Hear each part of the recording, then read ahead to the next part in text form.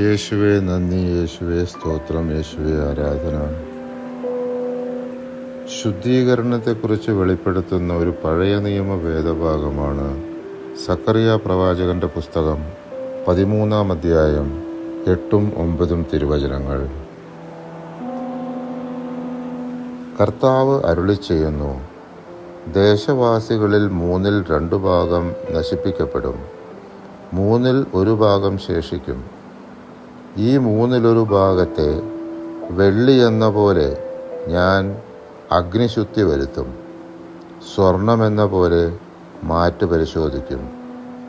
അവർ എൻ്റെ നാമം വിളിച്ചപേക്ഷിക്കും, ഞാൻ അവർക്ക് ഉത്തരമരുളും. അവർ എൻ്റെ ജനം എന്ന് ഞാൻ പറയും, കർത്താവ് എൻ്റെ ദൈവം എന്ന് അവരും പറയും. ശുദ്ധീകരണ സ്ഥലത്ത് കഷ്ടത അനുഭവിക്കുന്ന ആത്മാക്കൾക്കായി നമുക്ക് പ്രാർത്ഥിക്കാം.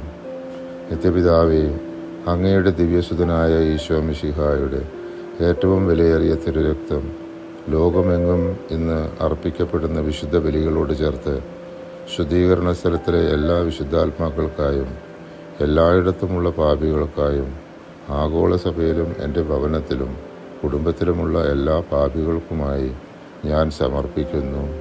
ആമേൻ.